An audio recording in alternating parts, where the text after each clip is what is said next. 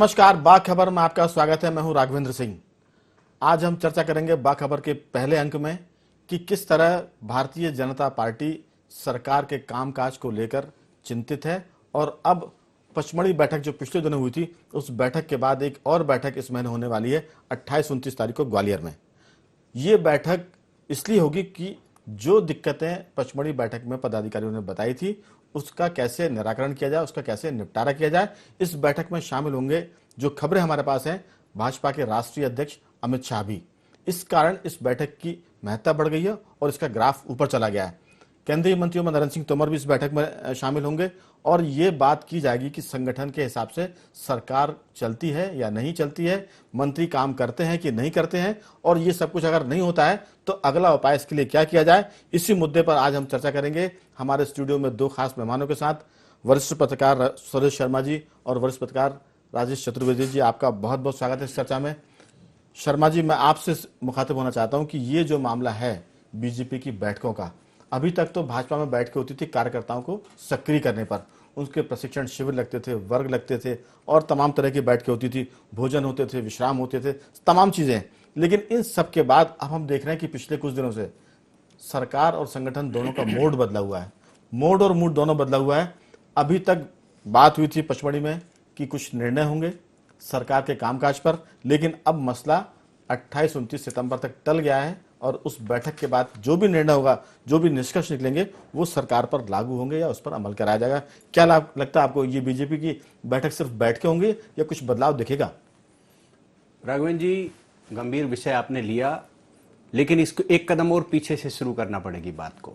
जब संघ की समन्वय बैठक हुई, नहीं, आप तो वैसे भी प्रत्यंचा जब खींच के चलाते हैं तो दूर तक जाती है, एक कदम पीछे हटेंगे तो तेजी से आप जाएंगे। जी जी, तो वो संघ की जो समन्वय बैठक हुई थी उसमें सरकार के कामकाज पर टिप्पणियां हुई थी, और टिप्पणियां जो है वो संघ की ओर से हुई थी। सबसे बड़ी चीज ये थी कि संघ को ये लग गया था कि सरकार जो है वो एंटी इनकम्बेंसी के मामले में ज्यादा उलझ गई है और उसको कैसे उभारा और निकाला जाए। इसमें संगठन गौण हो गया था, संगठन की एक्टिविटीज गौण हो गई थी। यदि आपको 2018 के मिशन में पहली बार संघ जो है सरकार के खिलाफ मोर्चे पर था, मुखर विरोध के में आया, वो पहली बार ऐसा हुआ है। तो तब जो है ये तय हुआ कि सरकार की एक्टिविटीज को बदला, ठीक से किया जाए और उसका जो काम करने का तौर तरीका है उसको बदला जाए। इसमें ये बात सामने आई कि अधिकारी वर्ग जो है वो मलाई जो है जम के खा रहा है, तो उसको कैसे रोका जाए। कैलाश विजयवर्गीय जी का जो बयान था आज भी वो चर्चा का विषय बना हुआ है। इसके बाद जो है पचमढ़ी में सब बैठक हुई, सरकार ने अधिकारियों को कसने की कोशिश की। दर्शकों को फिर से उस बयान को याद दिलाते तो और बेहतर होता। नहीं, उन्होंने कहा कि मध्य प्रदेश का जो अधिकारी है वो भ्रष्ट है, महाभ्रष्ट है, और यदि उसको ठीक से, उन्होंने एक बात और जोड़ी थी कि वो 25% कमीशन लेता है। ये बड़ी बात थी।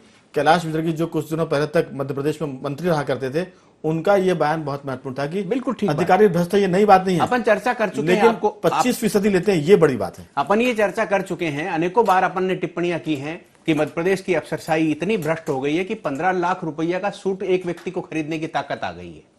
यहां तक की स्थितियां जब बन गई हैं, तब माना जा सकता है कि इस आम आदमी को यह मालूम चलने लग गया कि भ्रष्टाचार बड़ी तेजी से और बड़ा गहरी जड़ों तक पहुंच गया है, वो भी नौकरशाही। प्रधानमंत्री 10 लाख का, प्रधानमंत्री का तो नीलाम हुआ है 10 लाख में, लेकिन यहां तो 15 लाख रुपए का रेमंड का सूट खरीद करके ही यात्रा की गई थी। और ये बड़ी गंभीर बात। तो मैं कहना ये चाह रहा हूं, इसके बीच में जो अपनी पहले बात चल रही थी वो ये कि मध्य प्रदेश की अफसरशाही को सुधारने के लिए और संगठन जो है अब सरकार पर हावी हो और हावी होकर के मिशन 2018 को जीता जाए, इसके लिए जो है पचमढ़ी हुआ, और पचमढ़ी के बाद अब ग्वालियर होने जा रहा है। और भारतीय जनता पार्टी के अध्यक्ष को जब यह मालूम चला कि संघ की समन्वय बैठक में कि यहां सब कुछ ठीक नहीं है, जो दिखाया जा रहा है वैसा नहीं है, तब वो ग्वालियर में फिर से समीक्षा करने के लिए आ रहे हैं। तो मैं राजेश जी आपके पास आ रहा हूं कि पहले पचमढ़ी फिर ग्वालियर, क्या आप उम्मीद करें कि ग्वालियर के बाद कहीं और बैठक नहीं होगी, अब उस बैठक के बाद अमल शुरू होगा, जो भी फैसले होंगे? सारी चीजें आपको विस्तार से पता है कि किस तरह बीजेपी का संगठन सरकार के कामकाज को लेकर चिंतित है, किस तरह राष्ट्रीय स्वयंसेवक संघ के लोगों ने चिंता जताई है अफसरों की मनमानी पर, किस तरह मंत्रियों की मनमानी पर संगठन के पदाधिकारियों ने चिंता जताई है कि हम जाते हैं तो मंत्री सुनते नहीं है, जब मंत्री नहीं सुनते तो अफसर नहीं सुनता। मंत्रियों की दिक्कत यह है कि हम अगर कहते हैं तो अधिकारी नहीं सुनता। तो कुल मिलाकर मामला यह है कि कोई किसी की सुन नहीं रहा है। इस तरह की आवाजें चारों तरफ से आ रही है। क्या ये बैठ के उन आवाजों को शांत करेगी, कुछ निराकरण करेगी चीजों का? नहीं, ये बैठ के निराकरण करेंगी कि नहीं करेंगी, ये तो बहुत ही भविष्य का सवाल है। यही हम बहुत सारी भविष्य की बातें ये हम लोग पत्रकार के नाते आपने बताई भी हैं। यही हम लोगों को देखना है कि ये निराकरण करती हैं कि नहीं करती हैं बैठ के। लेकिन देखिए आप, मेरे को तो मुझे जो है अव्वल तो ये लगा कि Bharatiya Janata party cadre based party अपने को बताती है कि पंचनिष्ठा वाला जो कार्यकर्ता है वो, और अब तो जो है उनके मध्य प्रदेश छत्तीसगढ़ में मिला के 1 करोड़ 20 लाख मेंबर हैं, और भारत में उनके 11 करोड़ से ज्यादा मैं मेंबर हैं। आपको टोकना नहीं चाहता हूं, लेकिन ये तो मिस कॉल के हैं। मिस कॉल का मतलब वो मेंबरशिप। मैं वो उसी पे आ रहा हूँ कि काडर बेस्ड पार्टी की बैठक मैंने तो बहुत कम ये देखा है कि बीजेपी ने अपनी इस तरह की बैठकें अपने पार्टी दफ्तर से बाहर की हों। मैं तो पचमढ़ी, जो आपको याद होगा, कांग्रेस ने पचमढ़ी में चिंतन बैठक की थी। बिल्कुल। एक तरफ हम ये कहते हैं कि कांग्रेस मुक्त भारत बनाना है, माने आप ये देखिए बीजेपी कांग्रेस को किस स्तर पर अडॉप्ट कर रही है कि अब उसकी चिंतन बैठकें भी उसी तरह से पचमढ़ी में हो रही हैं। तो पचमढ़ी में चिंतन बैठक करने के बाद नतीजा क्या निकलता है, ये हम और आपने देखा है कि कांग्रेस का क्या हश्र हुआ। एक बात। दूसरी बात यह है कि ये बैठकें और ये सिलसिला तो इनको लगातार करना ही पड़ेगा। माने ये जो संघ की और बीजेपी की जो कोऑर्डिनेशन की बैठक हुई, उसमें जो निष्कर्ष निकले, जो चीजें बाहर आई, देखिए मैं इस बात को मानने को तैयार नहीं हूं कि कैलाश विजयवर्गीय ने एज एन इंडिविजुअल, एक व्यक्ति के रूप में अपनी बात कही। कैलाश विजयवर्गीय को हमें ये देखना पड़ेगा कि वो भारतीय जनता पार्टी के राष्ट्रीय महासचिव हैं और अमित शाह जो पार्टी अध्यक्ष हैं उनकी टीम के मेंबर हैं। तो हम यही इसका निष्कर्ष निकालेंगे कि विजयवर्गीय द्वारा जो भी चीजें वहां रखी गई वो परोक्ष रूप से केंद्रीय नेतृत्व की जानकारी के तहत ही रखी गई हैं। जो भी चीजें वहां रखी ब्यूरोक्रेसी को लेकर के, यानी कुल मिलाकर जो पार्टी हाईकमान कहना चाहता वो कैलाश विजयवर्गीय के मुंह से निकला। तो लब्बोलवाब ये है किसका कि संगठन में जो एक तरफा, बीजेपी में जो सत्ता और संगठन के बीच, दूसरे शब्दों में उसको तालमेल कहा जाता है, लेकिन हमारा मानना यह है कि वो एक तरफा जो चल रही थी चीजें, उससे जो एंटी इनकम्बेंसी बीजेपी के अंदर बनी, माने एक तो हो गई पब्लिक जो सरकार को लेकर एंटी इनकम्बेंसी बनती है, एक संगठन की एंटी इनकम्बेंसी बनी कार्यकर्ता में। तो वो जो चीजें वहां रखी गई हैं उसको तुष्ट करना, उसको कार्यकर्ता को सेटिस्फाई करना, ये बीजेपी के सामने सबसे बड़ी चुनौती है। तो इस तरह की जो भी कवायद है, एक्सरसाइज, आप देखिए गंभीर, जैसा आपने बताया कि ग्वालियर में अमित शाह के आने की भी सूचना है, माने केंद्रीय नेतृत्व खुद हस्तक्षेप कर रहा है मध्य प्रदेश में, ये जान करके कि यहाँ की जो स्थिति है वो ठीक नहीं है। बिल्कुल, मैं लौटूंगा आपकी तरफ कि केंद्रीय नेतृत्व हस्तक्षेप कर रहा है, लेकिन उस हस्तक्षेप के नतीजे क्या होंगे, इस पर मैं आपसे आऊंगा, लौटूंगा। मैं एक चीज जोड़ देता हूं कि आप देखिए कि विजयवर्गीय के स्टेटमेंट पर पहले तो प्रदेश अध्यक्ष ने ये कहा कि भाई उनको जब से दिल्ली गए हैं चीजें मध्य प्रदेश की समझना कम कर दिया उन्होंने, उनको समझ में नहीं आ रही बात। हाँ। और 2 दिन बाद ही वो रोल बैक हुए, अपने बयान से पलटे और ये कहा कि वो मेरे भाई हैं और हम सब संगठन में काम कर रहे हैं मिलजुल के। माने आप ये देखिए, ये साबित करता है कि विजयवर्गीय ने जो भी चीजें वहां रखी वो पार्टी केंद्रीय नेतृत्व की जानकारी के मुताबिक। बिल्कुल सुरेश जी, जो राजेश जी ने कहा, जिसका हम कई बार जिक्र कर चुके, चर्चाएं कर चुके अलग अलग मौके पर, अलग अलग फोरम पर, क्या जो कुछ कहा गया था कैलाश जी के बयान पर प्रतिक्रिया स्वरूप पार्टी के प्रदेश अध्यक्ष ने, उस पर उनका पलट जाना एक अध्यक्ष का रोल बैक करना हो सकता है? क्या उनकी राजनीतिक अपरिपक्वता भी इससे झलकती है? एक बात। दूसरी बात यह कि अगर पार्टी हाईकमान हस्तक्षेप करेगा, 1 महीने में 2 बैठकें अगर होंगी, तो फिर नौकरशाही जो दबे चाहे ना दबे, नौकरशाही काबू में कर पाए या ना कर पाए, हमें लगता है कहीं ना कहीं पूरा मंत्रिमंडल डिप्रेशन में जाएगा। 2 बातें आपने पूछी हैं, मैं अलग अलग स्पष्ट शब्दों में कह देता हूं। नंदू भैया ने अपना जन्मदिन नागपुर में जाके मनाया, जबकि वहां जन्मदिन मनाने जैसा कोई कारण नहीं था।